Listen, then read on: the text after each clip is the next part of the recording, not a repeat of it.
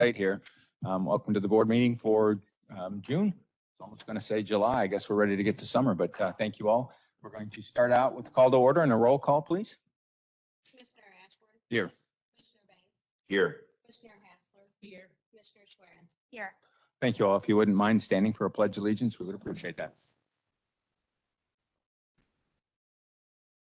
I pledge allegiance to the flag of the United States of America, to the republic for which it stands, one nation, under God, indivisible, with liberty and justice for all.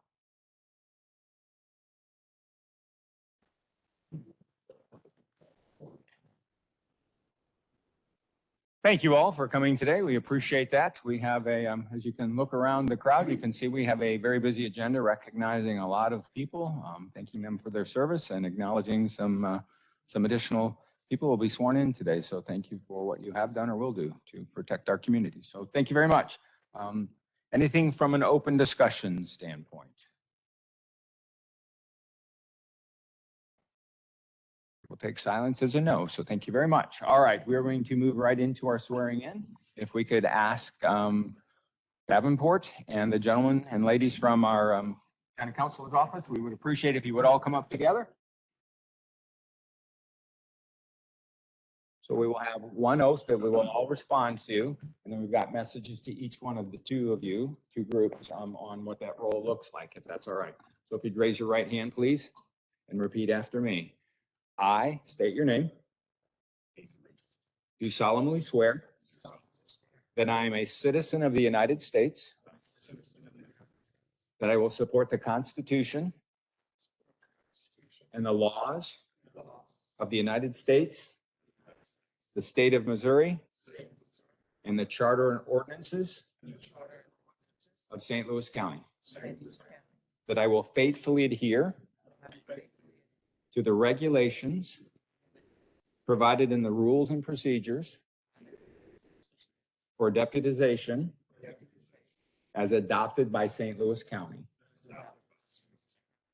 and that I will faithfully demean myself as a deputized officer of the St. Louis County Police. So help me God. Thank you for swearing in. We appreciate your deputization.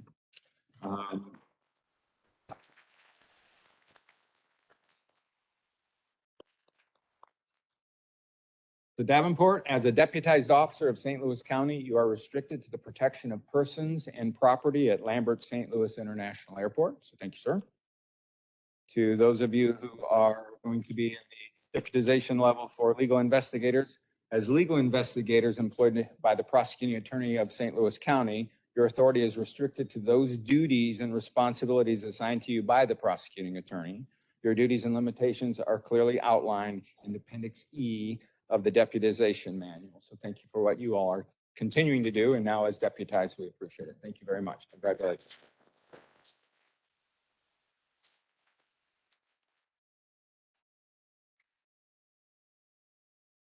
All right. Why don't you come on up and shake our hand? That's what that was intended to be. Come shake our hand. Tell us. We appreciate it. Thank you very much. Thank you. Appreciate it. Thanks, sir. Congratulations. Very, very much. Right, you're going the wrong way, didn't we? Thanks, man. Right, man. Thank you. Congratulations. Congratulations. Thank you. Thanks, sir. Right.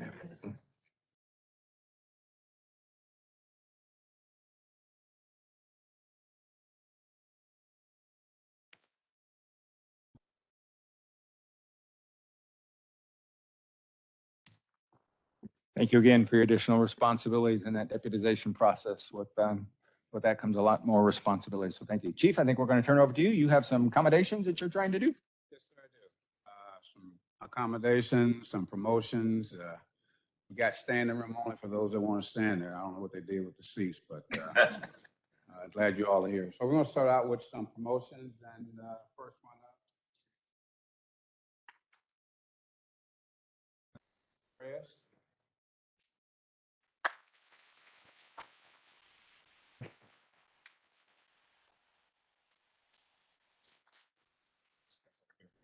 Lewis is a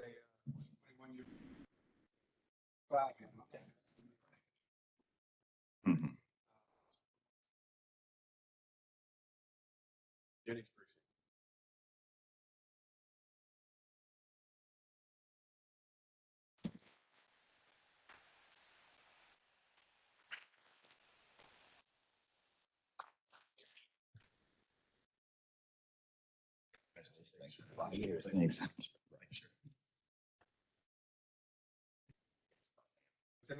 Yeah. Yes, sir, I do. So, I'm Jackie.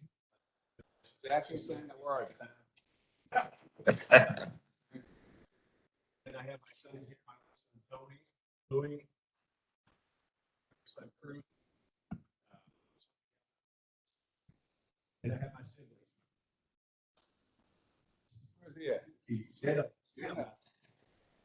Hey, he's a retired king. And my sister Christy, my sister Jessica. Thank you all for being here. Oh.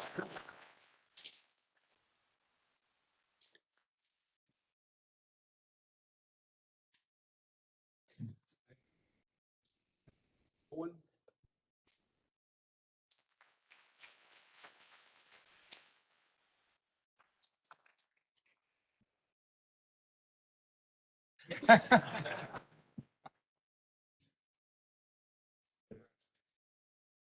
These are what, 11 years?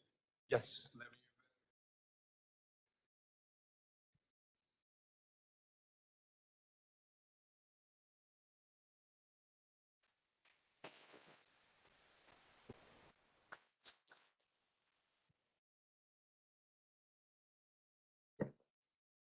Congratulations. Thank you. Steve, you got any family here? Anybody that Yes. come to support? My wife, Christy.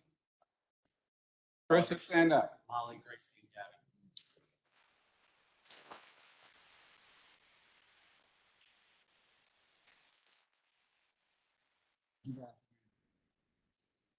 You know where you're going yet? No, you don't.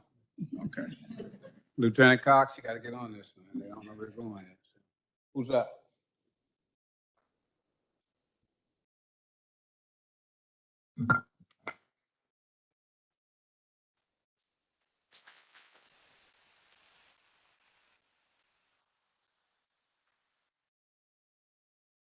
Catherine, how many years? 11?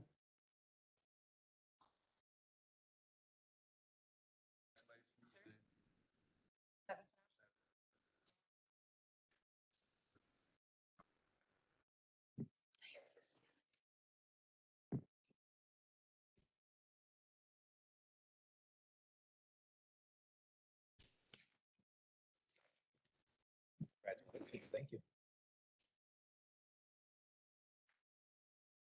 Catherine, got any family here? I have my husband and my 3 boys here. Where they at?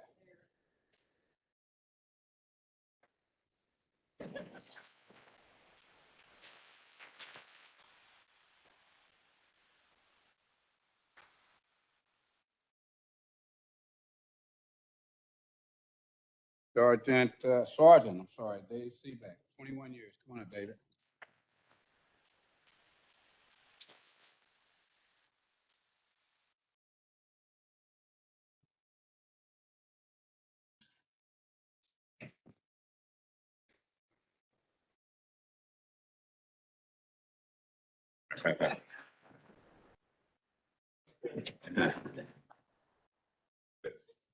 Congratulations. Congratulations. You look good.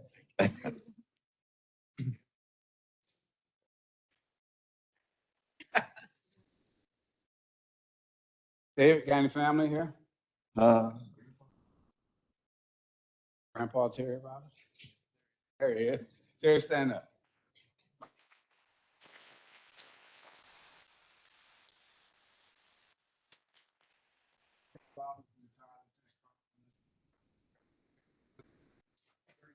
"36 years. Thank you, sir.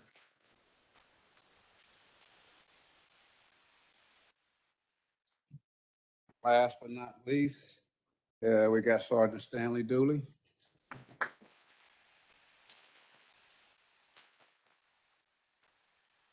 Stanley, you coming from where, SRU? Yes, sir. And you. take a picture.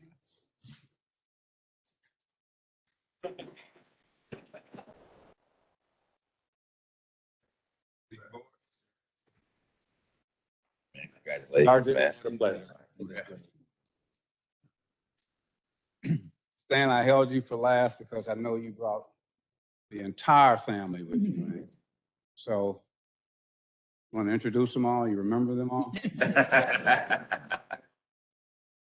Stand up, Pam. All right, man.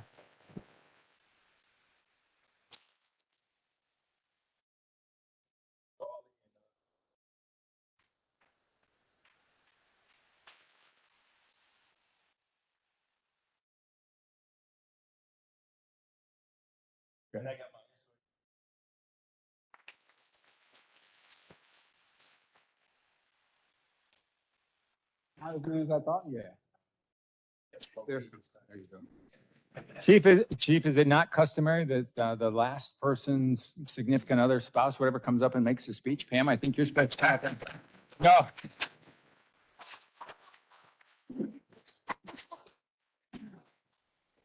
Well, since you're up here now. Oh, okay. As being a wife of a law enforcement officer, it is a tough job, but somebody has to do it. But thank you all for your services coming from me and all the other wives. And even though you're a sergeant, babe, I'm your captain.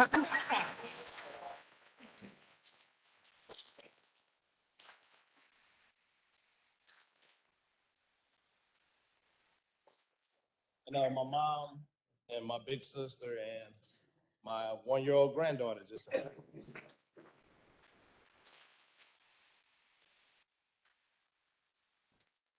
Pam, nicely handled.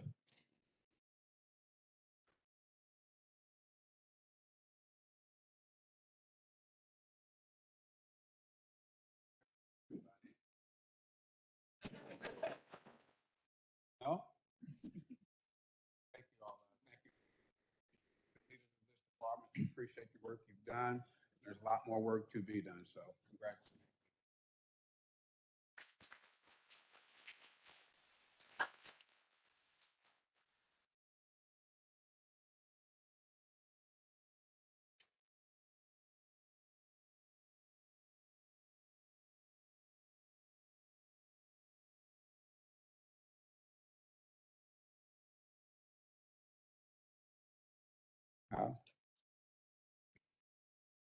Who else I got there?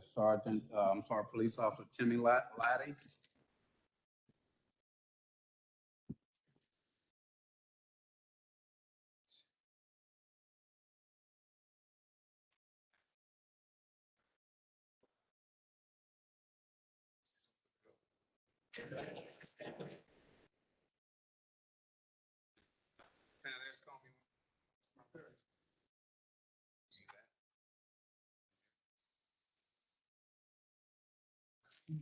Thanks, Chief.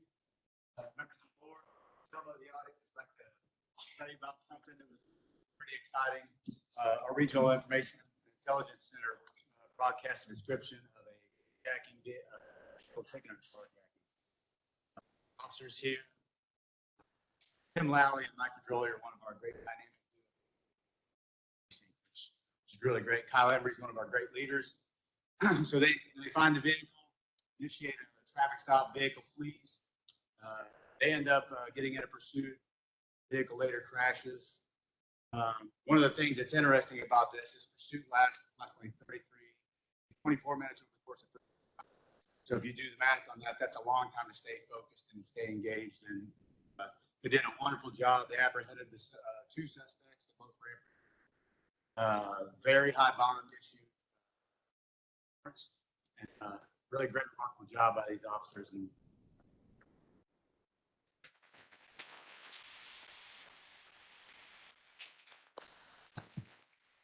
Well done. Well done. Thank you.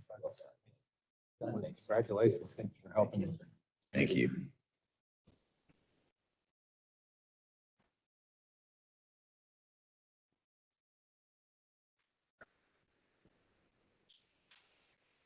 sir, my dad is up there, John.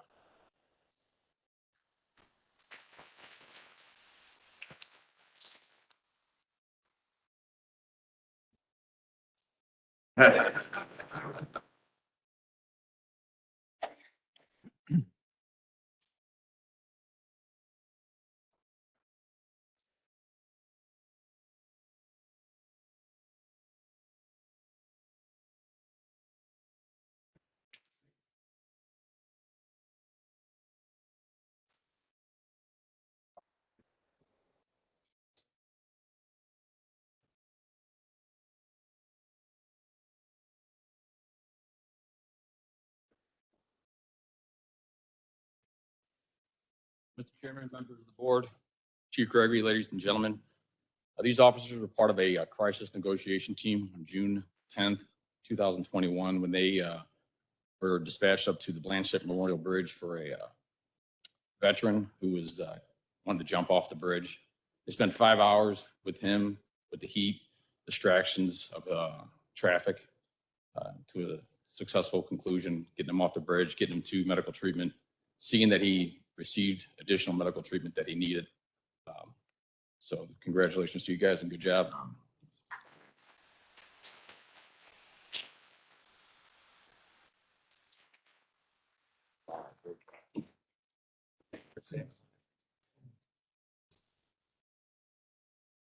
Good seeing you again, too. Thank you.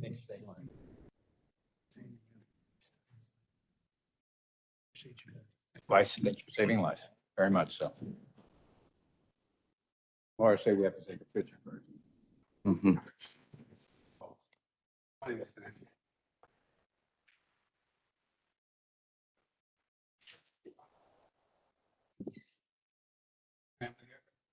That's our big family. Okay, okay.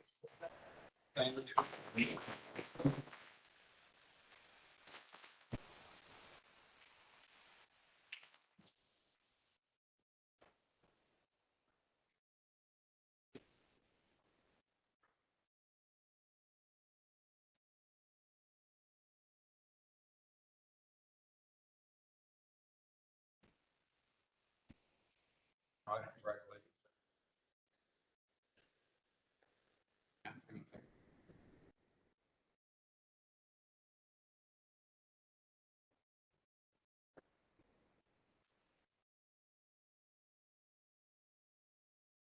Members of the board, ladies and gentlemen of the audience, want to make you aware of a situation.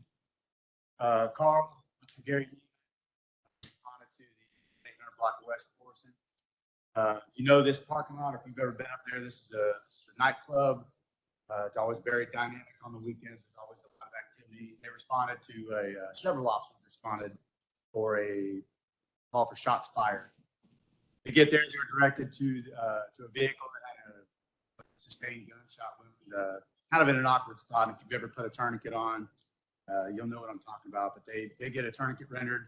I believe one of their own personal tourniquets, which says something too. They get the tourniquet fixed correctly. Victims transported to the Barnes Hospital, goes in immediate surgery. Hospital staff notes specifically that due to the application of the tourniquet, the victim alive today, which is really, really great. They also added that the patient of it was very complex and very difficult to get the appropriate traction in order to get the for the great job by Carl, great job by Gary, who's not here. Very great.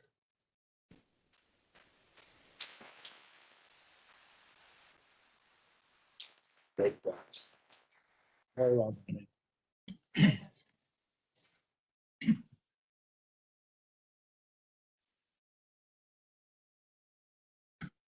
Corey, any family here? Absolutely. Paul right there, Tony and Chris Creamy. Come on, stand there. Where are you?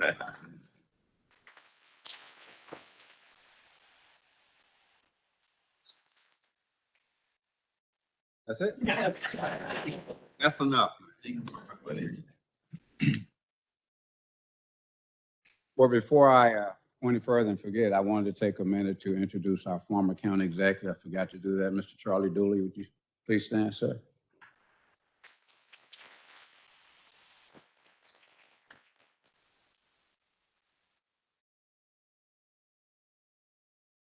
Ready? Service Thank you. stars will be presented by Chairman. Thank you. It's a privilege on behalf of all of us on the board and certainly for the department to recognize your years of service in protecting our community and the people within. So we will call a name, give a little description of it, and ask that you come up to receive your pin, if you wouldn't mind. From the Division of Special Operations, Lieutenant Colonel Troy Doyle, with 30 years of experience with us.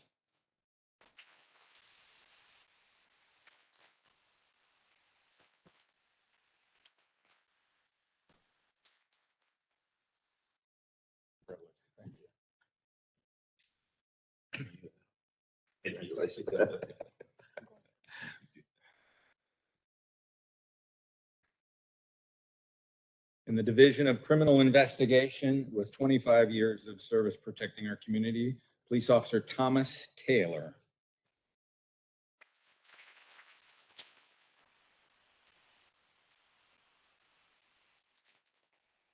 Domestic violence, thank you for what you do very, very much. Thank you so much. Thank you.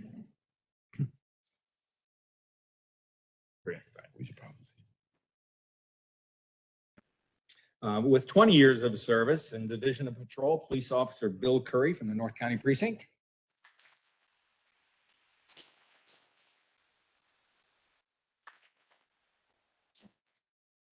Thank you very much. Saving lives, helping our communities. Thank you so much for your service. Also with 20 years of service in the Division of Operational Support, Police Officer Jason Dite in the Armory Division.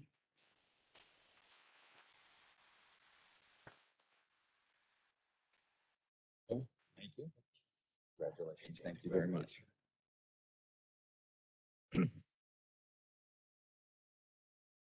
With 15 years in the Division of Patrol, Police Officer Nicholas Levy from North County.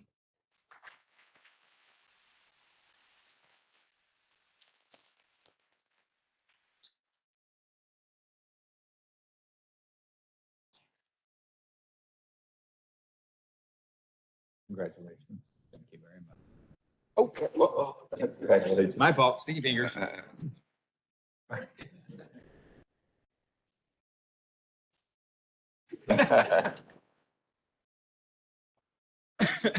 Also with 15 years, Sergeant John Fuhrer from North County Precinct.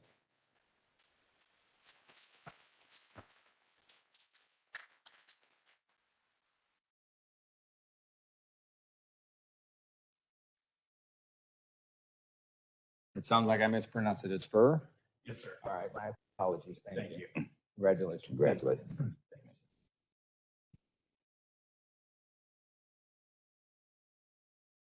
With 10 years of service on the Office of the Chief of Police, Mr. Jim Hallgren, with 10 years of service, Technology Management Section.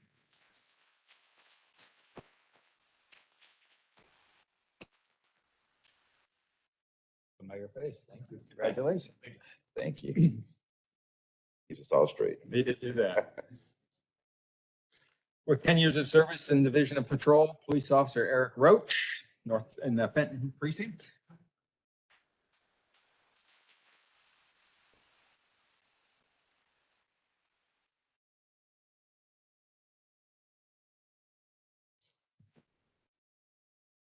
Congratulations.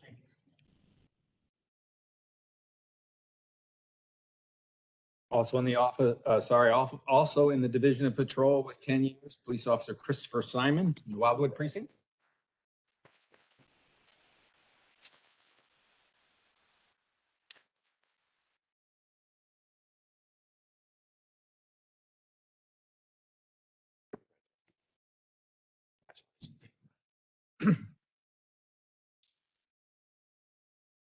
Continuing with 10 years in Division of Criminal Investigation, Ms. Julie Cronable in the chemistry section. Smarter than us. Yes. Thank you so much for all of us. Thank you. Congratulations. Thank you. The chemistry section has some years of service here with additional with 10 years in criminal investigation in the chemistry section. Robert Conley.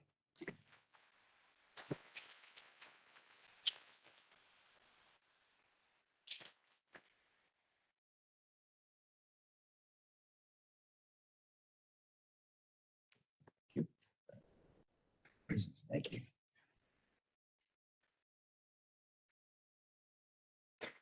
Continuing with 10 years, also in the Division of Criminal Investigation, Ms. Sherry McGinnis in Police Crime Laboratory.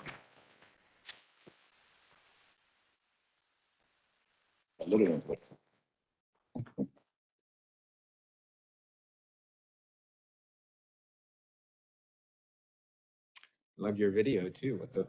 Yeah, it's very well done. Should I give it to you or one of the girls? Thank you very much. Congratulations. Hey, girls.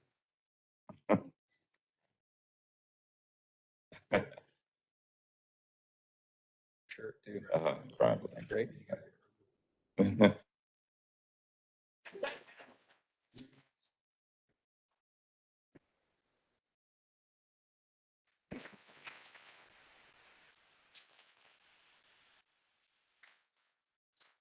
Moving to 5 years in the Division of Patrol, Police Officer Paul Hughes of North County Precinct.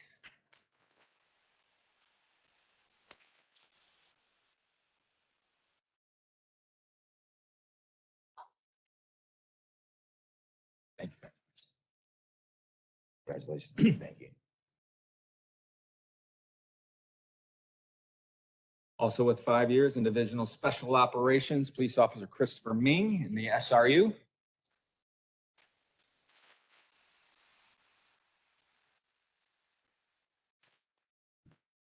Nicely done. Thank you. Appreciate it. Great to have you here. Look for another 50 or 60. We'll be years, around right? for the next 30, right? At least. Continuing with 5 years in Division of Operational Support in the Bureau of Security Services, SO Latasha LaRue.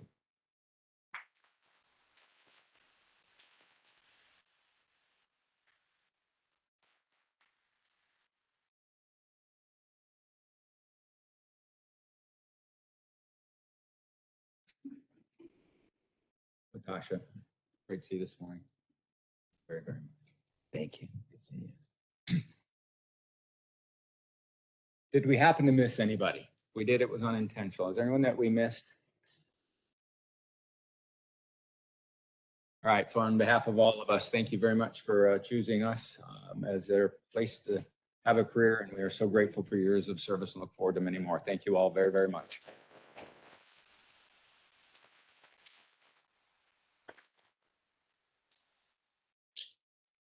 Sir, we will turn it back to you for the chief's report. Yeah. Hold on one second, we're gonna ask people. Anyone who is here to celebrate any type of award, accommodation, promotion, feel free to leave right now so you don't have to sit through the rest of this. Thank you very much for being here, supporting your officers. Thank you. Sure. He knows how to clear the room. doesn't he? Your idea, your idea.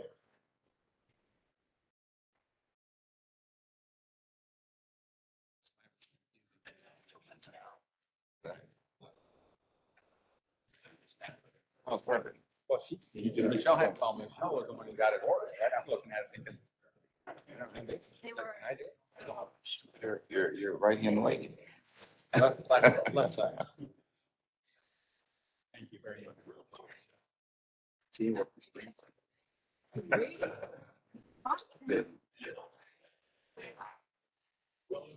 That's not what I said, it's teamwork. Yes, sir.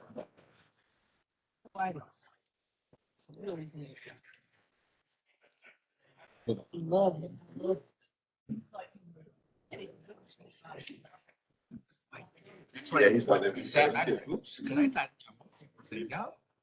The team. Lesson learned. Right? Don't do that again.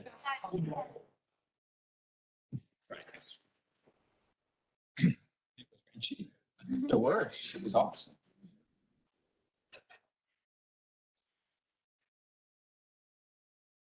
Chief, nothing personal, but there were a lot of people here when we were talking. When you come up, all of a sudden it got boring. We got 10 people left. We got, come on down. I know we have to be.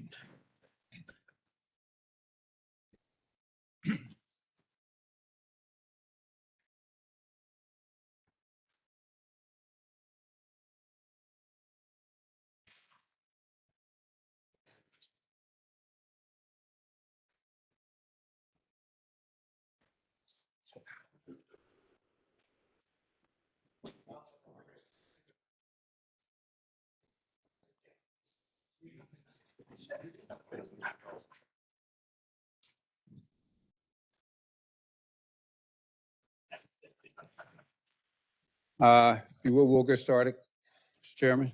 We're going to start out with what we've done in promotion. We're going to get into the budget, and part of our succession planning, we have one of our fiscal service people here that she's going to give the budget report. Joyce is out nursing granddaughter, is that correct? Yes. Soon to be granddaughter. So Terry, show is all yours. Terry, how long you been with us? Yes. That's embarrassing. That's embarrassing. Well, I've been here 42 years, so how does that make you feel better than? Yeah, So Terry, we have a question for you. yes, You can get started. don't. You said 33 years, but. 32. Sorry, 32. Yeah. See, I'm even. Yeah, yeah. But you said that with some body language, and we're not sure how to interpret. My head's down. You started when you were 12. Yeah, yeah, exactly. Okay. Been here since I was a baby. Feeling good. All right.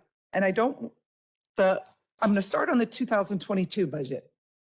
We have a surplus of 59,000, but I want to point out that this includes the fuel shortage. And I spoke with Paul Kreidler, the budget director, this morning, and they are going to do an appropriation for all departments for the shortage. Excuse me. And I think it's probably going to be about $1 million, but they are not going to do it until 5 weeks before we run short, which will probably be in August, September, in the fall. And they're going to do all departments at the same time. So that should be $1 million or what they come up with. You know, at that time, it could be higher than that, unfortunately. So, and other shortages includes the overtime, the retirement payouts, the vehicle maintenance, all very the same as last quarter. And then it also includes us paying for the CBA cost of the professional staff and then the non-CBA people, the supervisor pay. So that is it for 2022 and 2023. We just started. We just sent out the requests from everyone for them to fill out and complete for the 2023 budget. And that is due next door, like July 10th. So not very far away. So that is about it.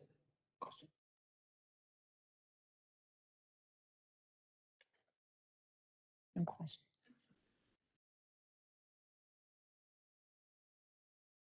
Checking on the date, so July 10th, how's that coincide with our next board meeting? That's what we're. Oh, got it. It's July 8th or 10th. It's 8th or 10th, which.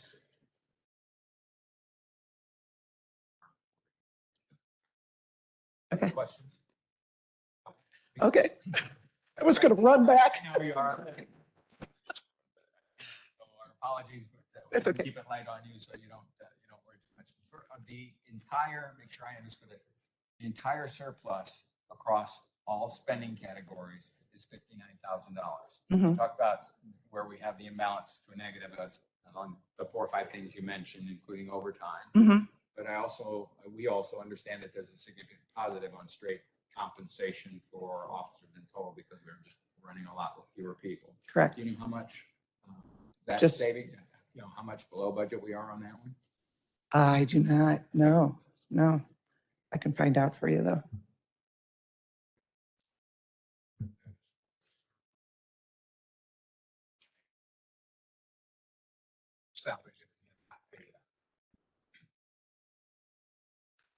Second question Yeah. is the timeline for 2023. You talked about when it starts. Yeah. When is that due again? Forgive me. It's first. Oh, we just sent it out last week and we have it due back to us this Friday. But then as far as county government, it's due July 8th. due to the county government budget. Yes, Thank you. yes, sorry. Thank you. And how long for them to turn it around? They have all those meetings and stuff. And usually it's done in August, and then it goes to the counselor in the fall, the county council in the fall. Sounds great. So yeah, not until And we'll November. direct this comment to you if you'll carry it back to Joyce and Yeah. Chief. We asked for a mid-year full update next month, but went through June. Okay, sounds good. Thank you. More Thank detailed you. update. Okay. You did great.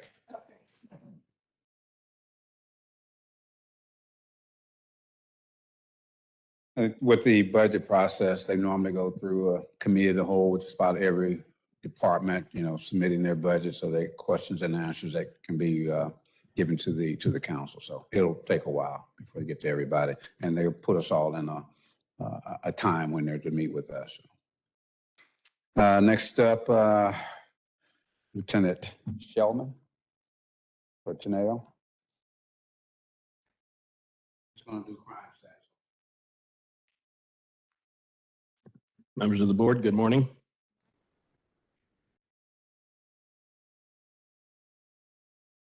All right, first we'll start, as we always do, with Teneo. So since our last meeting, our number of in progress have moved from 31 to 28, which means that 3 more were completed last month, moving the total completed of the recommendations from 48 to 51, and nothing declined. That stays the same at 17. The 3 that were completed, 2 are out of the Division of Patrol for coordinated strategies for the precinct captains to enhance community engagement, as well as neighborhood policing by precinct captains assignments. So those were both moved to completed, and obviously are ongoing efforts that the department has been doing for some time. The other one I kind of cheated on is to add the term citizen journalist to General Order 68, which hopefully will be approved, and that will be completed today. I have questions about that when we get there. Sounds like a plan. Any other questions regarding Teneo? Any other questions? Lieutenant, I have one. So once we implement any of them, right? We talked about 3 that we have now put in implementation. Do we have a process to validate how our performance is based on what we're doing? Not, is it doing what we intended it to do when we implemented it? Yeah, so I think a lot of these things are so new as far as completed. I mean, but I would put that back. So Teneo doesn't say that we need any type of follow-up, right? They just want us to hit the recommendation. So it's really on our department. And like myself, for instance, who has several Teneo recommendations just for my bureau, to make sure that those things are continuing to be, seen through. Same with, I think that most of the commanding officers would tell you, for instance, and I don't want to, again, I don't like to speak for these guys, but without dragging everybody up here, like Lieutenant Colonel Cox, obviously, who does a great job with the Division of Patrol and all of those precinct commanders, just to make sure that we maintain those sorts of things. But from Teneo's standpoint, they never, asked for any type of follow-up. That's incumbent upon us as a department to continue to do. Yeah, thank you. My question wasn't for Teneo, it was for us. So some of them are Absolutely. right, come up with a policy, but some of them are, okay, we implemented this based on a recommendation, based on a best practice that Teneo gave us. Is it doing what it was supposed to do for us? Do we need to tweak it? Do we need to say, no, it's not doing anything, and therefore take the... And some of those are, like I said, some of those are ongoing efforts, which we can evaluate. So for instance, if you were all to approve General Order 68, for now, that satisfies there's nothing further to do with that one. It's just pretty much etched in stone at that point. Thank you. Got it.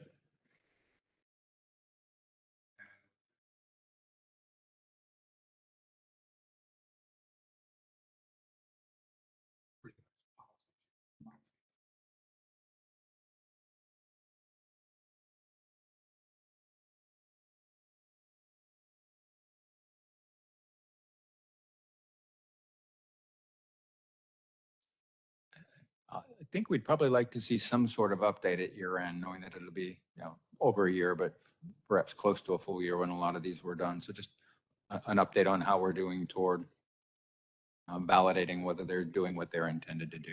Yeah, that sounds good. I've got, and obviously it would take me a while to go through now, but for next month, I've got an entire list of everything that we've completed, what's in progress, where it's at, and things of that nature that we can delve into that for sure. Thank you. You got it. All right. So as we move on to crime statistics, obviously it says May up there because these would be January 1 through May 31st. So citizen complaint incidents stays at 75%. There's absolutely no change from last month there.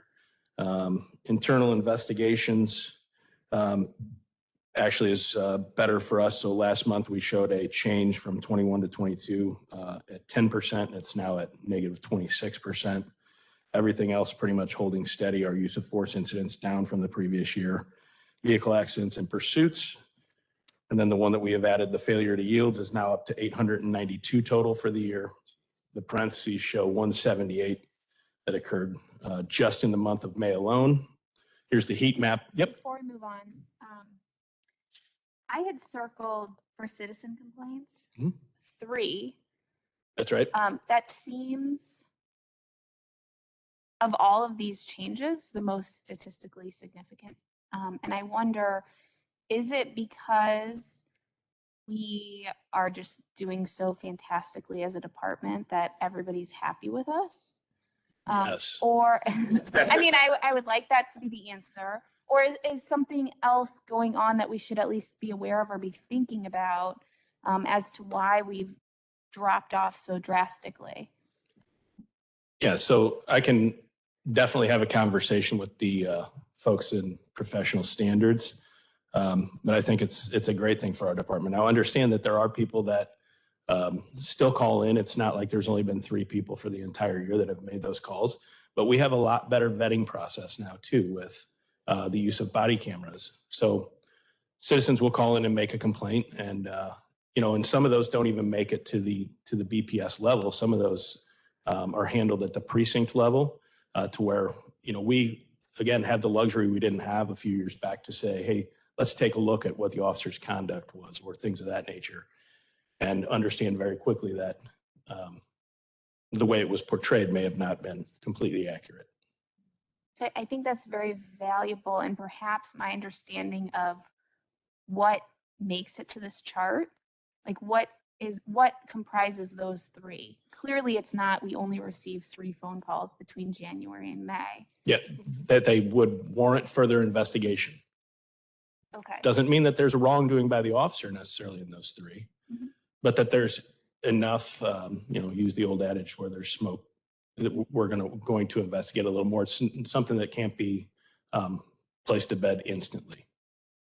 So do you have any sense of the number of phone calls we're receiving from citizens? I can find out. Obviously, that's all professional standards type of deal. I think that would be interesting for us to know, comparing what made it to the incident level and how many phone calls we have received from citizens with, whatever concern, whether valid or not. Sure. And to be fair too, if they make it there, I'm sure that those stats are kept. But for instance, as a watch commander in the 2nd precinct, as recently as about 8 months ago, there'd be times that I would go on calls with the men and women, and somebody would want to complain about something. We'd have a roadside conversation, understand that, hey, we actually did things the right way, and the citizen would be satisfied. I didn't go back and track that. So there's so many times that we're able to, again, at that level, speak with people one-on-one. So I don't want to cause us to keep even more data than we already are tracking. I know that the number of items and incidents that we're keeping track of right now is enormous, and I think that's fantastic. It allows us to cite trends and whatnot. So if we don't have those numbers, I'm not suggesting we go out and start demanding that we keep them, but maybe some, this could be on the board to sort of reach out and ask each precinct, what are you seeing right now? Is it a normal level of citizen complaints, or are we down? Are we up? Are we on track? Yeah, and we can do those things. And again, I'm not downplaying, but every time I walked into a Quick Trip, somebody may have had a great comment about a police officer or had some concerns about things going on in their neighborhood. Maybe the amount of time that they saw us. Is that somebody complaining or just wants to see the police a little bit more? And obviously, it was my job as a watch commander to make sure that we got into those neighborhoods. I just think that it's something that we can definitely look into and have those conversations for sure. Thank you. Yes, ma'am, absolutely. So what I was bringing up here was the heat map for the failure to yields. As you can see, of the 892, so we have 229 and 226 respectively in the 1st and 8th precincts, so North County and Jennings, which makes up 51% of the total failures to yield on the year. Any questions regarding that or the failures to yield? Obviously, it's discouraging that the numbers continue to rise. If there's any consolation, the previous month was about 240. And this month was 178. So Heat map on the left, and as we've talked before, so nothing new, just the amount of those that occur at night. Right? Absolutely. So from 10 a.m., 10 p.m., sorry, to about 2 or 3 a.m., just incredible. yeah, really is.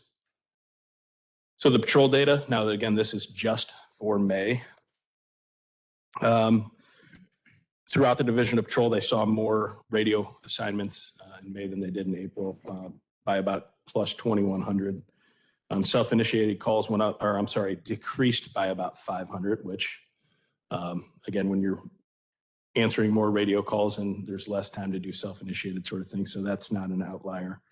And then the reports, we were about plus 100. So right in the same vicinity, 4,200, almost 4,300 this month and about 4,150 the previous month. Everything else is pretty much status quo across the board. So teach us a little bit more, Lieutenant. So when you look at by precinct, right, reading across, not necessarily up and down, you see the miscellaneous arrests, for example, or the felony arrest, and you might see, for example, felony arrest have a little less than a third at North County, as an example. But then when you move over to say DWIs, proportionally, is there a way for us to look at the information and try to deduce out of it what's impacting that particular precinct more, right? Because we can read it, we can see the numbers, but then at least for me, the numbers at times get lost in all the numbers. And what's the real message, or what are you all gleaning out of those numbers? Yeah. So, and we can break those down further when we're talking about felony arrest to what type of arrest that was. Yeah, that's not really the question. I think it would be an intuitive question along the lines of North County has more violent crime than, say, City of Wildwood. I'm making that up, right? Or that we have a lot more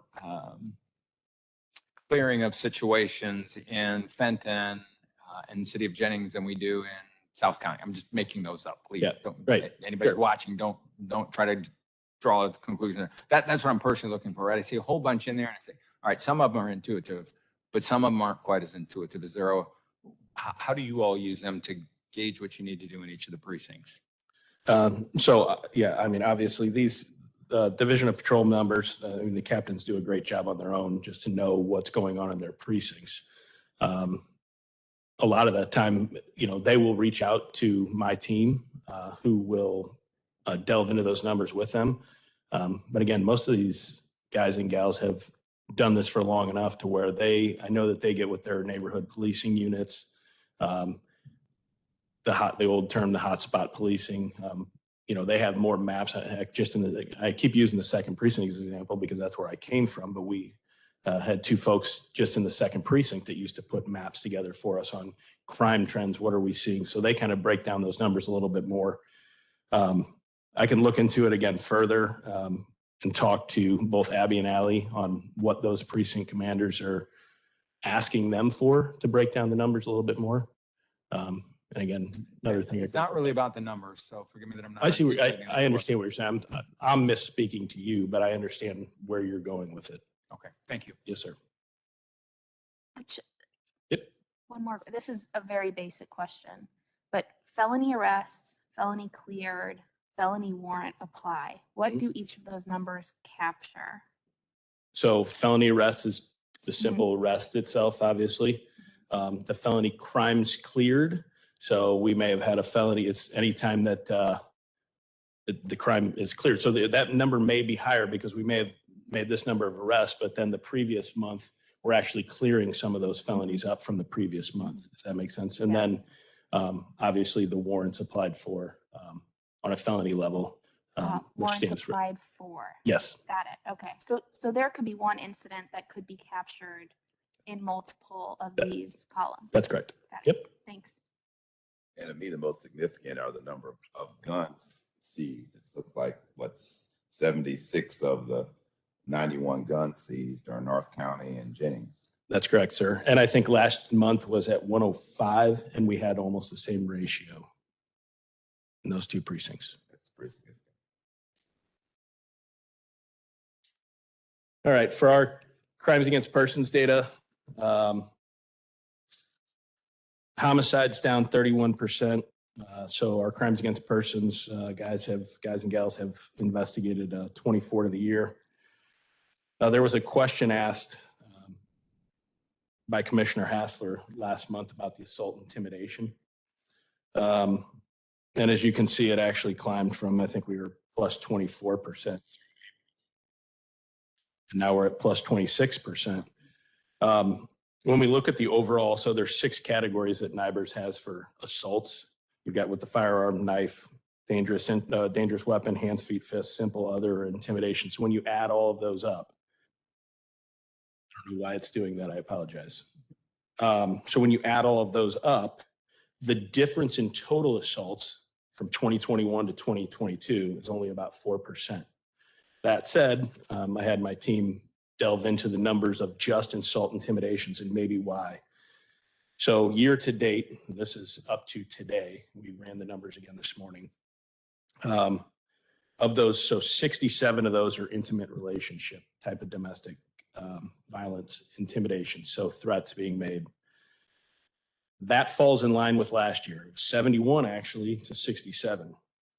We had 129% increase, however, in family domestics, not intimate relationship, on insult intimidations. It went from 2021, we saw 24, and we're at 55 for the year there. So that's a large spike in and of itself. And the other one is between strangers. Threats between strangers have gone up 113% from 2021 to 2022. And the majority of those, so my team also looked at many of those reports, are online type threats, social media, things of that nature, which obviously we've seen a spike in as the years continue to go on. Absolutely. Here's the homicides. So this one's now a split screen. I used to just throw it on one, but I know it's a little bit smaller. On the left, as you're staring at it, is obviously the total as we just put up there for 2022. And then on the right is what happened in just the month of May. So 4 total homicides investigated by crimes against persons in May, bringing the overall total to 24. It says clearance rate right there on the left is 89%. That's actually up to 95% as recently as this morning when I talked to the crimes against persons guys. Can you go back one just for, it's a question that's directional, not specific to this. When we receive notification of some of the activities that our officers are there to help with, it seems like in the last couple of weeks, there have been a few suicides. And I know that's not a crime that perhaps we would track, but are things like that where our officers are involved to a substantial degree tracked somewhere and reported somewhere so that somebody, it's not going to necessarily be our responsibility, somebody can understand that we've got a different kind of perhaps crisis that we're responding to, but isn't necessarily something we can do anything about. I don't know that that came out articulately, but it's just, boy, it just seems like we've had a rash of those in the last couple of weeks. And it seems like someone should be doing something to help in those Yeah. situations. And I've never been in the unit and I can't fully speak, but I would assume CIT and you guys and crimes against persons. We do track it, sir. I know that we track the numbers. You're asking deeper, right? Correct. Right. So I know we track. We have to look at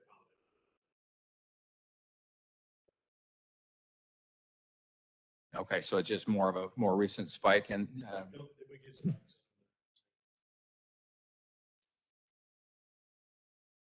and what do we as a department do with those numbers? We're tracking them. Do those get siphoned into social services group that does something? No, just kind of, all right, thank you.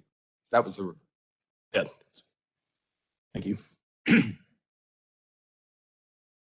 All right, as we move on to property, again, from last month, not much of a change as far as the percentages. The robberies with a firearm went up slightly. But other than that, our percentage change from last month hasn't fluctuated all that greatly.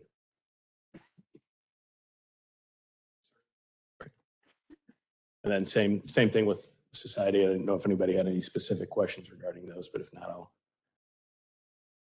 go ahead and move on.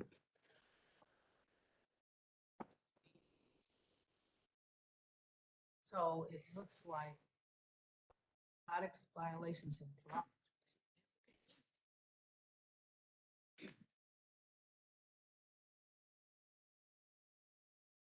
From 2020. They just sort of jumped off the page. Yeah, so I mean, a lot of that has to do with the lack of self-initiated activity. And again, it's not because, so you take, I think that when we break this down by precinct, again, the North County precinct would have more on a percentage scale, drug and narcotics violations than any other precinct. However, those guys, again, have per person, they have less self-initiated calls per person because they're answering more directed radio assignments. So we see a decrease in some of these things because the guys aren't being able, it's not because they don't want to, it's just they're not allowed to be as proactive as I explained last month because they're actually consistently answering radio calls. They clear an assignment, they're getting another assignment. so forgive me for butting in here. My apologies. I stepped out with a coughing fit. The numbers for drugs and narcotics violations and even the drug equipment paraphernalia violations, it seems counterintuitive. We hear significantly about drug use being up, and yet ours are down 28 and 33% respectively. And you may have just had this conversation, so I apologize if you did, but that just seems counterintuitive. Is there something that? So you're talking about drug use being up? Yeah, and well, and that drug use being up and therefore violations being up, right? It seems like those would run hand in hand with each other. No? Right. Yeah, absolutely. And again, I think it's worth pointing out that the majority of these type of arrests or numbers are derived from our Bureau of Drug Enforcement.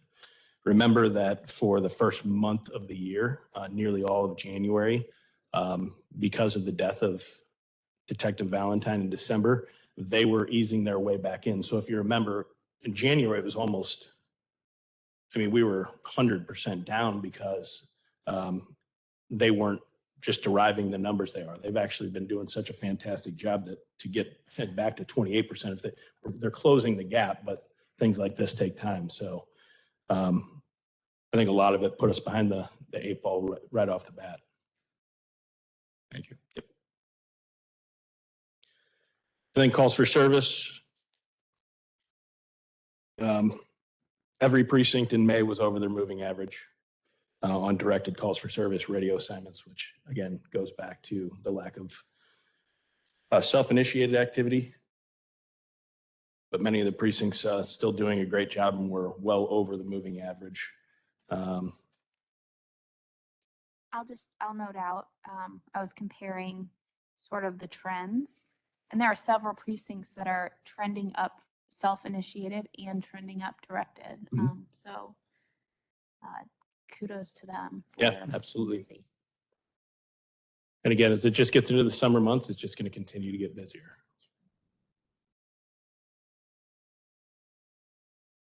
We still throw this slide in there for you, but again, it's on repeat. Same calls are always gonna, and then the TSR data. Again, I look at these every single month, and I'm a part of, as I told you, the traffic stop review committee. these are constantly in fluctuation from, but not massively, but when you look at percent minority stops per precinct, some may be up 1 month and then down and then up 1 month and down. So nothing massive that jumps off the page, especially for the committee. But obviously we look at each individual officer during those meetings as well. Any questions? Thomasina, Richard? Okay, thank you. I have one, it's a broader set of questions. It's not necessarily the answer now, it's to come back with, but it's the same counterintuitive piece. We hear crime's up, we hear across the country, right? Or perhaps our communities in broad context, but that's not what our numbers show. Right? Our numbers show that we're down pretty significantly. Wonderful job, but it does cause you to question why the inconsistencies between what we hear and see in other communities and what we're hearing and seeing here. So I don't think the discrepancy is as big as we would think. So what I'm giving you every month is the disparity between 2021 and 2022. 2020 was such a low, right? 2021 peaked higher than anything. So the gradual trend, and I'm just talking for us. I can't speak for some of the cities that you're talking about. And I know that you're saying that crime's up around the nation. But for us, we in 2021 were at nearly a 5-year high. The trend has had to go down. I don't know that we could continue to rise from that. You see what I'm saying? I understand it. I appreciate the response. I don't, please take this the way I mean it. I don't know whether that's accurate or not, right? Because you hear about all these crime statistics up everywhere and you look at least for our communities that we represent, we serve, that it's down pretty significantly. That's a wonderful job, but it is counterintuitive, right? Everyone else is up and we're down. And so obviously it leads to the question, why? Yeah. So I expect more of that to come, Lieutenant, not just for you to answer, right? It's for all of us to think about as to why. Yes, sir. Thank you. I wonder, Brian, if, well, both of you, if we look at a longer term trend, maybe that would be something interesting to look at in July, would be 5 or 8 or 10 years, where we fall with some of these. And I don't know if we have all the data to be able to do that. It's super difficult because now we're talking about the difference between UCR statistics and NIBRS. Okay. So it's not going to give an accurate, depiction of, because the numbers are going to be so high one way.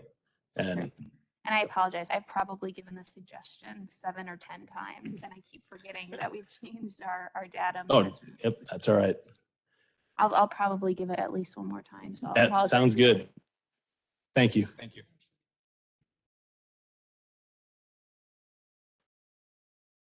Commissioners, we were talking this morning, as well as it seems like we're doing, we don't sit on the laurels of how well we are doing, because next month, those numbers could go crazy, But I will give this department credit for the work that they do. And as you can see with what Lieutenant Shellman gives you, we track everything.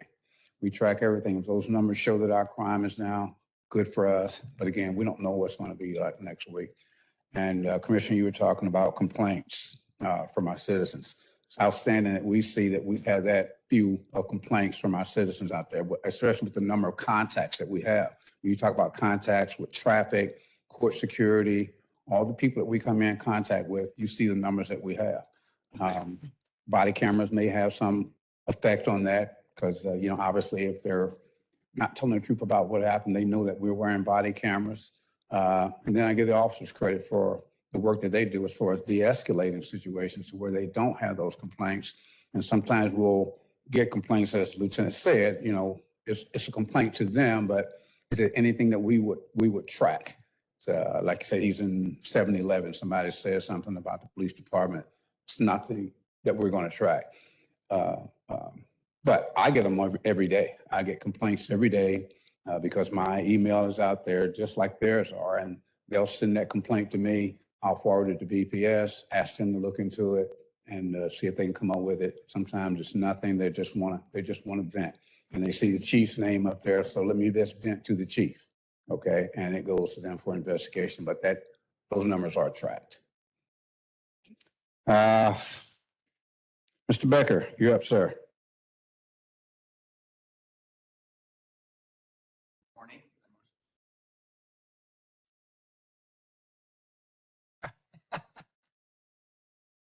Cough drop. Thank you. Good morning. Thank you. Wellness unit.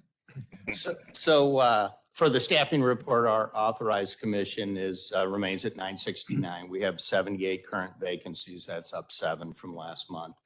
We have class 204 graduating on June 16th at Merritt's. You should get some information on that in the very near future. And there will be 7 municipal officers also graduating. Class 205 started April 25th. We have 5 county officers, 4 muni, and 1 open enrollment for a total of 10 in that class. Class 206 begins June 27th, and we expect to have about 16 total. And right now we have 6 county officers, and we have 4 up for final review tomorrow that would be potential recruits for that class. Good luck to them.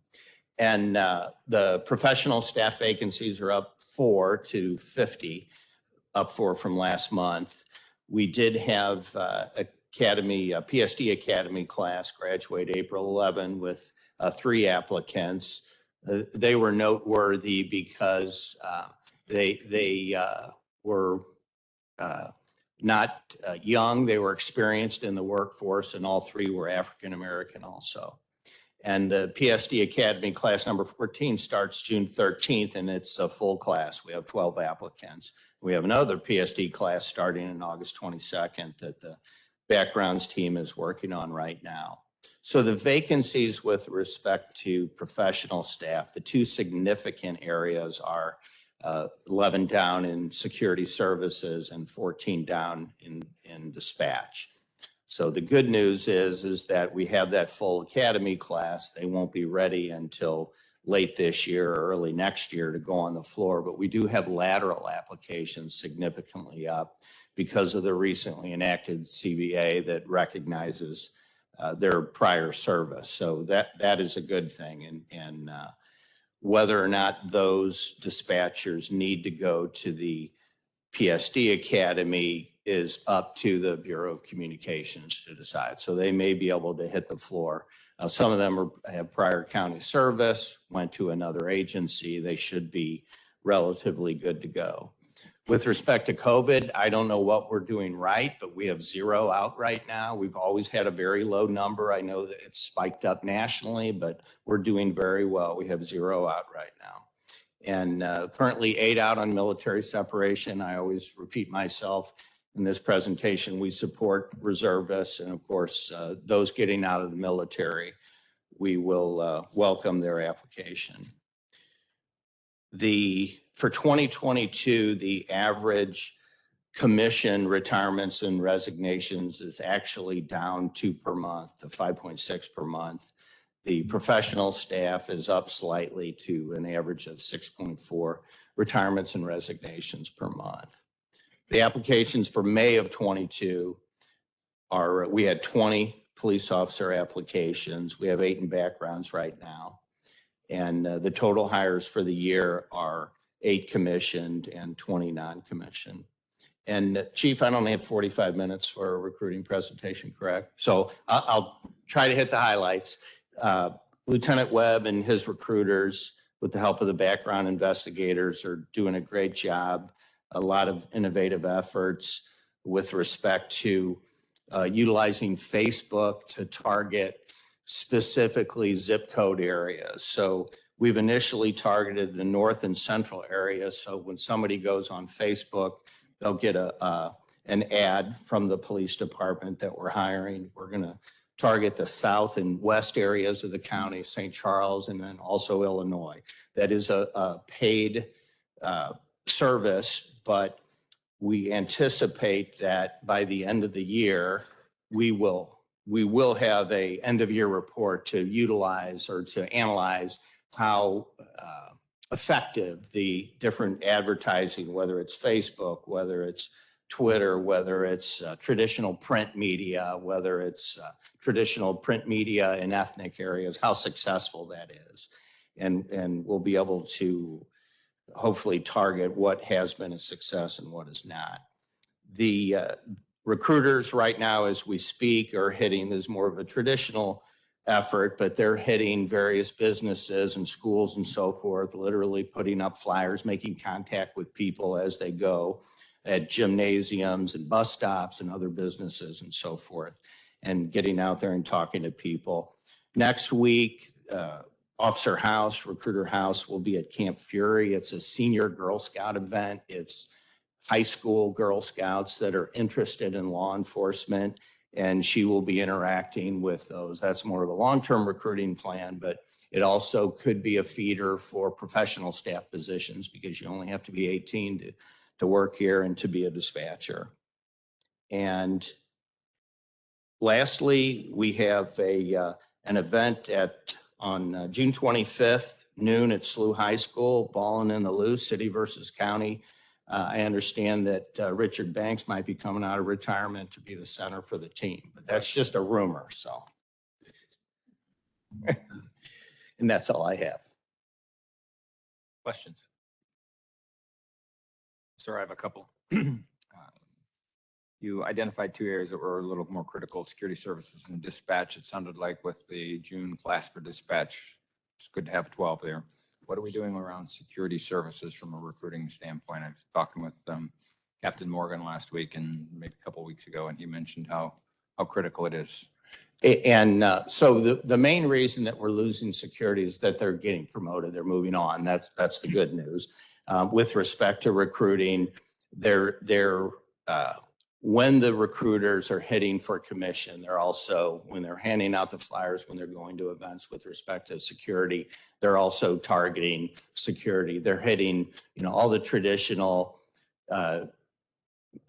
recruiting type things like going to the military installations and so forth. The people are getting out of service and that target. And then Lieutenant Webb and Captain Morgan are working to hasn't been finalized yet, but working toward utilizing the current security officers as a tool to recruit also. Thank you. So you said that there were 7 more vacancies? For security? No, not for security. You said 7 more vacancies at the very beginning. Yes, ma'am. 7 additional vacancies from last month, from my previous report, So correct. Any background to that? Just 7 folks that have retired or resigned. So the 7 would include retirees. Correct. How many do you know? I think it was 3 and 4 resigned. Thank you. Anything else? One very tactical question, apologies. So if we added the numbers up for this June's class, starting later this month, maximum we're going to have is 10. I think we had 6 already and Correct. 4 in background. So the maximum we would have is 10. Correct. Thank you.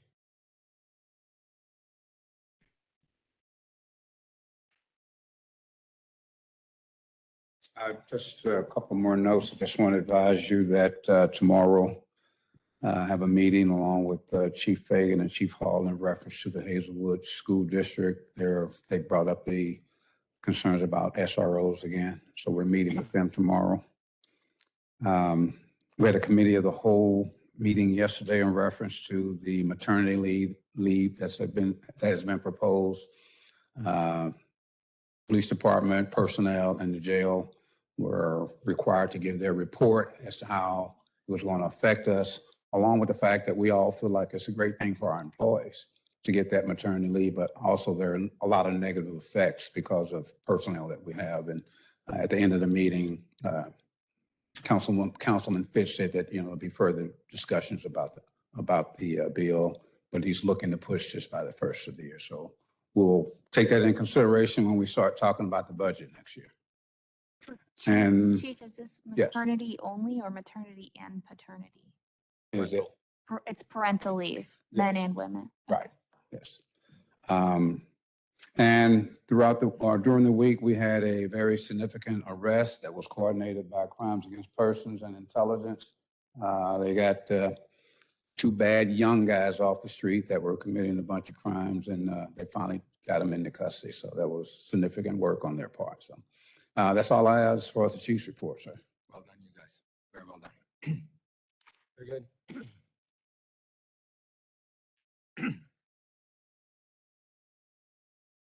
Commissioner Hassler, I think the CMPA Board of Managers was something that you asked for last month to. Is there anything in particular that you wanted to discuss with that topic? So I guess I just need some feedback on the Board of Managers in terms of the last meeting was canceled. Where are we in terms of the next meeting? Where are we in terms of the mentoring program? I'm concerned, I think, because we meet so seldom, number one. Number two, there wasn't any feedback or follow-up about why the meeting was canceled and when we'll have another one, because I thought that the issue about mentoring was one that that the desire was to implement it right away, at least by fall. So I wanted to hear back from whoever, Carl, from you or Captain Kelly.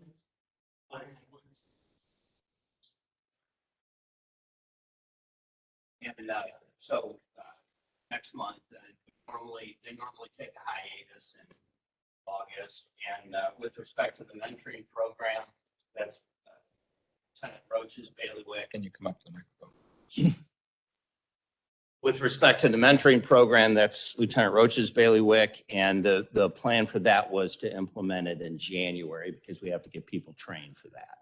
Okay, so I guess that I'm not feeling like I'm getting enough feedback. Okay, we can. You know, because the meeting was canceled that morning. At least that was when I got the notice.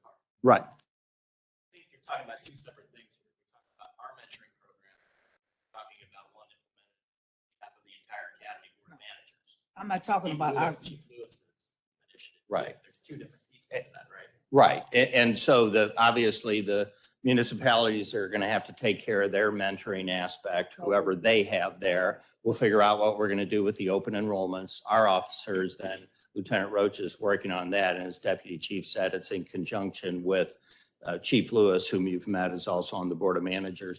With respect to the meeting being canceled or postponed, that was because at the last minute, several chiefs couldn't make it. We really didn't have a quorum, so we'll reset that date then.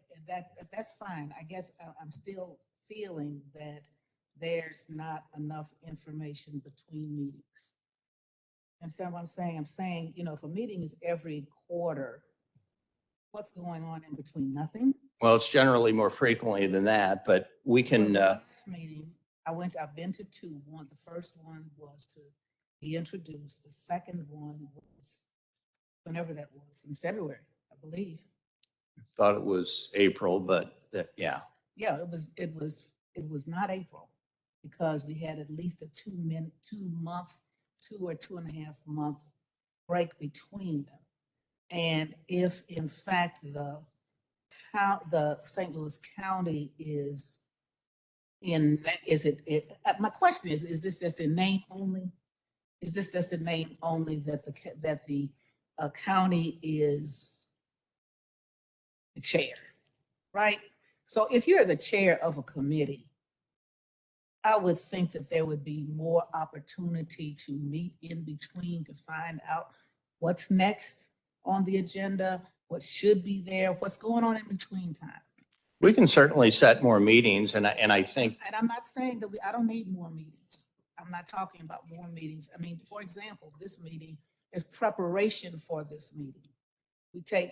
We meet monthly, but we're putting agenda items on maybe tomorrow, maybe next week. I'm not getting communication. And I don't want to just show up and look like a dumbbell because I don't know what's going on.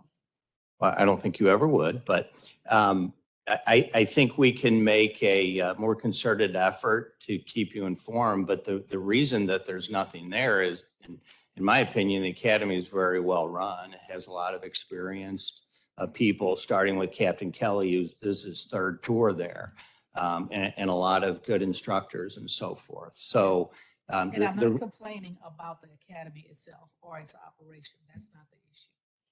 Issue is the board of managers itself and its purpose. Its purpose. Yes, ma'am. And I think the reason you haven't been receiving any information is there's no new news.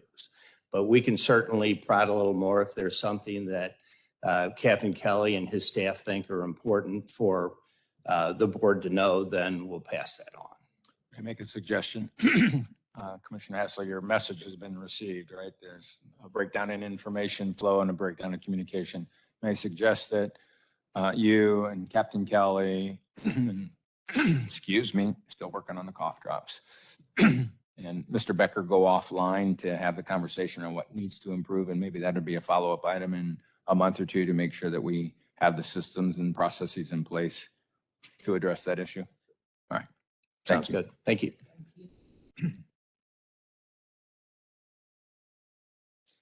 Chief, I think you have everything on the agenda you have touched on. Yes, sir?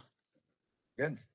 Our next agenda item is the approval of minutes from our 3 meetings in May 11, May 13, and May 27. I will suggest that we approve those in mass, since the notes are all collectively together. May we have a motion to approve the minutes from May 11, May 13, and May 27 Board of Directors meetings? Thank you. Give me the second, 'cause one of- Then I will second. Well done. Thank you. All in favor of approval of the minutes from May 11, 13, and 27, please say aye. Aye. Thank you. And if I didn't say aye because I was coughing, aye. Any letters and or communication? Any incoming communications? Any outgoing communications? Very good.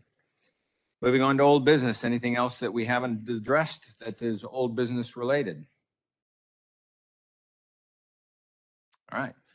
New business, we have 14 contracts, 14 agreements. They are all with the County and Municipal Police Academy, the CMPA, so we will not say that in each time we read these. They are all professional service agreements, so we will not read that at each one of the 14. And they are all new contracts, so we'll not read that through all 14. I will suggest, for sake of ease, that we'll do them in 7 and 7. That's all right, just so we can keep track of them. The first one, contract is with Patrick Corinne. It is for an instructor to teach a program entitled First Line Supervision on December 12th through the 16th, 2022, at a cost not to exceed $1,600. The second, also with Patrick Corinne, for an instructor to teach a program entitled Instructor Development on November 14th through the 18th, 2022, at a cost not to exceed $1,600. The third is also a contract with Patrick Corinne for an instructor to teach a program entitled Curriculum Development on October 7th, 2022, at a cost not to exceed $200. We have a contract with Vista Law Enforcement Training and Consulting LLC for an instructor to teach a program entitled Advanced Homicide Investigations for Death Investigators on November 1st through 4th, 2022, at a cost not to exceed $3,200. We have a recommendation for a contract with Professional Law Enforcement Training LLC for an instructor to teach a program entitled Advanced Search and Seizure on September 30th, 2022, at a cost not to exceed $3,200.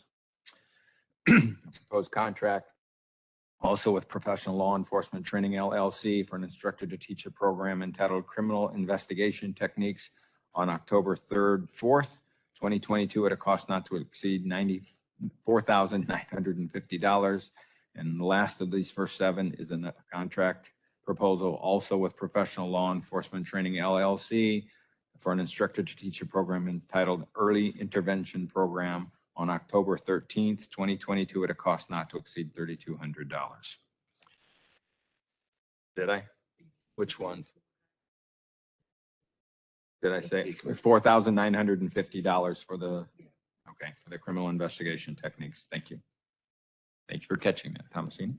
I move that we approve, Yes, ma'am. I move that we approve these contracts. Second. All in favor of approving these contracts? Aye. Any opposed? Thank you. The second 7 We will read together and do that together. You will see that they are all with Professional Law Enforcement Training LLC, but we will state that just for clarity.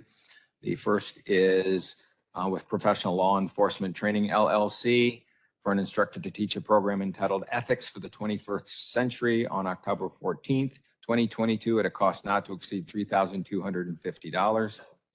We have a proposed contract for Professional Law Enforcement Training LLC for an instructor to teach a program entitled Knock and Talk Investigations on October 24th, 2022 at a cost not to exceed $3,250. Another contract with Professional Law Enforcement Training LLC for an instructor to teach a program entitled Law Enforcement Leadership Development on November 7th, 2022 at a cost not to exceed $3,250. A contract with Professional Law Enforcement Training LLC for an instructor to teach a program entitled Mexican Drug Cartel Investigations on September 13th and 14th, 2022 at a cost not to exceed $4,950. Contract with Professional Law Enforcement Training LLC for an instructor to teach a program entitled Police and Minority Relations on October 31st, 2022 at a cost not to exceed $3,250. Contract with Professional Law Enforcement Training LLC for an instructor to teach a program entitled Surviving Off-Duty Encounters on November 11th, 2022 at a cost not to exceed $3,250. And lastly, a contract with Professional Law Enforcement Training LLC for an instructor to teach a program entitled Tactical De-Escalation Techniques on November 1st, 2022 at a cost not to exceed $3,250.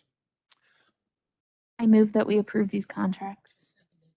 I do have questions on two of them, please, before we approve.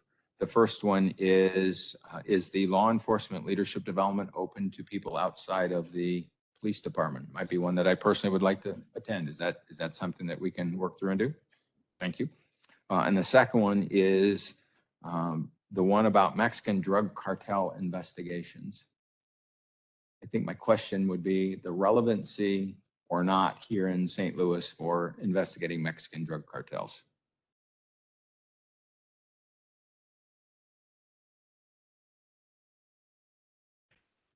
Drug cartel nationwide. Right force deals. From an investigatory standpoint, not just a responding standpoint. Okay, thank you. Because I was thinking, of course, we respond to them, but actually investigating them seems like it would be an organization or a set of organizations bigger, broader than just St. Louis County. All right, thank you. Thank you. We have a second. All in favor of approving these 7 contracts? Aye. Any opposed? Thank you. Those are approved. All 14 were approved. Thank you very much. Lieutenant Shellman, I think you're back up to walk us through the general order recommendations.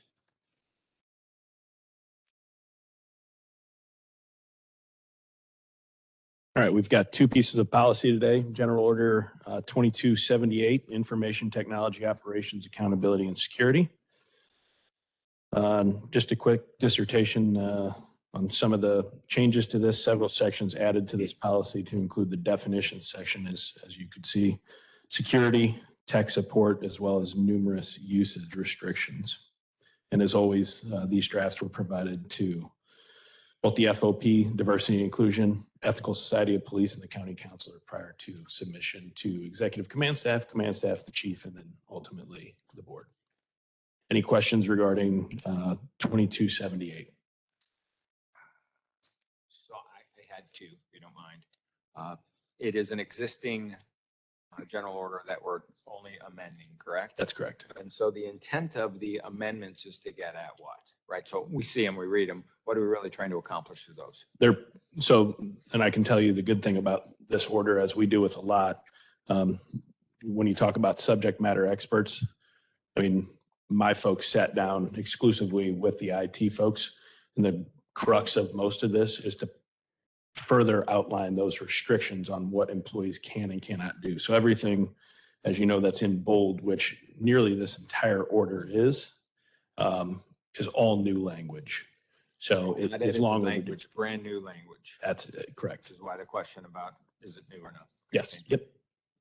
So as you can see, there's minimal portions that were kept, but most of it was changed. So I'll ask the next question. It is directionally intentional. There's very specific things on do's and don'ts, which makes absolute sense in a technology piece. There are also the general judgment, common sense, although that word gets thrown around a lot, right? Just using judgment in some of this stuff because there's no way we can keep current with the general order as fast as technology and issues change. If we do, I missed it, so I'll apologize for that. We have that standard language in here. Do we have language that would say, if it's a new situation, ask before you leap, right? So we used to open up emails and just say, sure, open it up, and suddenly we have a virus. That was occurring before we get a general order or in other businesses a policy out. That's the intent I'm trying to get at. Yes, so I don't know if it's specifically stated in here, but as you would say that several verbiage to exclude that. I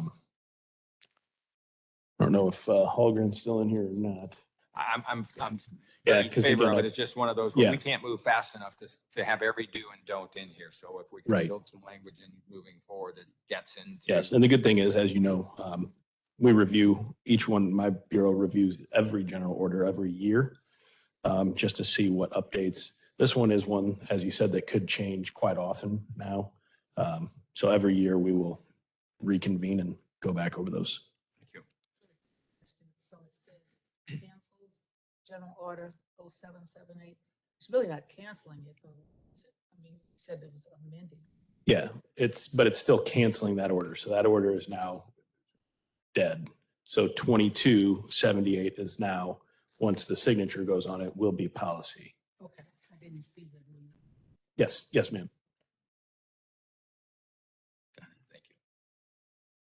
See it on Missed on this other page. Yes, ma'am. And all of the policies would read the exact same on what order is now being canceled. Right, okay. I just see it at the top. It wasn't on the top of the first.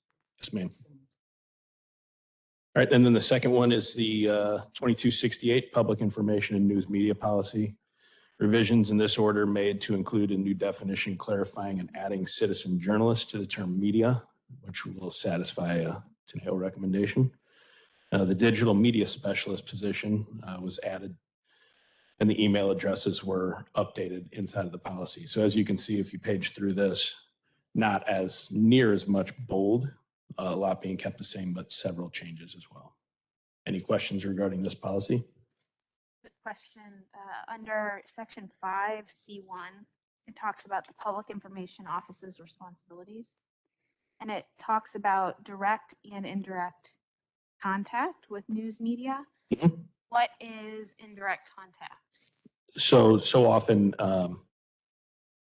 especially nowadays, and so back in 2016, we started to get a hold on social media. So a lot of that is through social media. So Vera, who does a great job, obviously pushes so many things through social media so we're not directly contacting the media. We post something on our page, but then the media takes that and uses it on channels 2, 4, 5, things of that nature. So indirectly, we are still communicating. I see, thank you. So I remember the recommendation for Teneo around a citizen journalist, but I don't know what that is. A citizen journalist is anybody who says that they're a journalist, according to Teneo. So we saw this, as a former PIO for the department.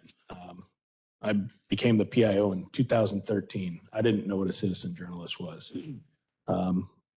As of August 9th of 2014, obviously after Michael Brown was killed by Darren Wilson in Ferguson, I quickly realized that a citizen journalist, which we really struggled with at that time, is anybody who says that they are, because there's so many bloggers and things of that nature out there now. So we never excluded those folks, but we tried to set up a system to where you had to have some type of media credential, right, in order to, at this point, get into press conferences and such. But I think that, as like Vera can attest, we are open to anybody now. Is that correct? Yeah, for the most part, we do like to do some vetting to say, hey, what you're following. One of the good examples is Showtime Group. Yellow contacted us. They contacted, we would not consider them a nation, but a group of citizen journalists, and they contacted us and very appropriately wanted to know how they could receive information from us. They have an audience that we wouldn't be able to otherwise reach. It's the same thing with our relationships with people like Dirk Brown, who goes live, who is very open to if we call and say, hey, you need to correct this or that. He does that very quickly. And so when we have larger incidents, it was important for us to recognize that because someone was not wearing a press badge, that it did not exclude them from either A, the information that we were giving out, or B, the access that we were given to what a traditional journal. Thank you, Vera. I think between the two of you answer my question, which is anybody could be a citizen journalist, but not everybody has the opportunity to do that if they don't have a following. In other words, we have criteria around what us, without having it articulated, there is some public criteria around what a citizen journalist is. Case by case. Still, okay. Thank you. I was going to say exactly what she said, but I wanted her to have the opportunity. Yeah. Well said. Anything else? No. Any other questions? All right, shall we approve these separately? Let us start with General Order 22-078, which is the Information Technology Operations Accountability and Security Policy. We have a I motion. move that we approve this general order. Second. All in favor? Aye. Any opposed? General Order 22-078 is approved. General Order 22-068, which is Public Information and News Media Policy. May we have a motion to approve that? Move that we approve this, general order. Second. Thank you. All in favor of approving General Order 22068, please say aye. Aye. Any opposed? We have approval for General Order 22-068. Congratulations. Thank you. You and your team. Thank you. All right. Do we have anything from the public?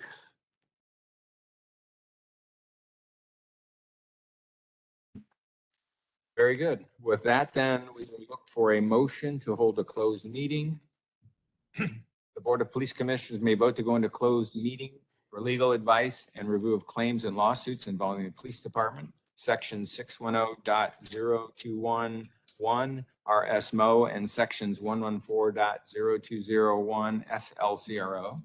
Discussions of employee and personnel matters, section 610.0213 and 13 RSMO section and sections 114.0203 and 13 SLCRO, and discussions on negotiations with an employee group, section 610.0219 RSMO and sections 114.0209 SLCRO. May we have an emotion? I move that we go into closed session. Do we have a second? May we take a roll call, please? Commissioner Ashworth, Yes. Commissioner Banks. Yes. Commissioner Hassler, Yes. Commissioner Schwerin. Yes. We are in closed session. Thank you all. Sir, your signature. Thank you.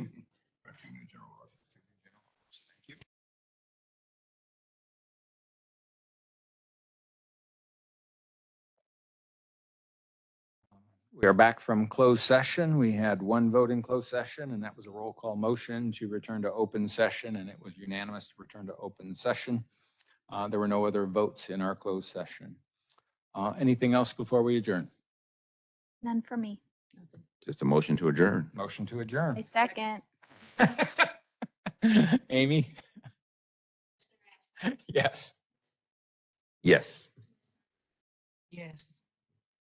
Yes. We are adjourned. Shoot. Next meeting, July 13th.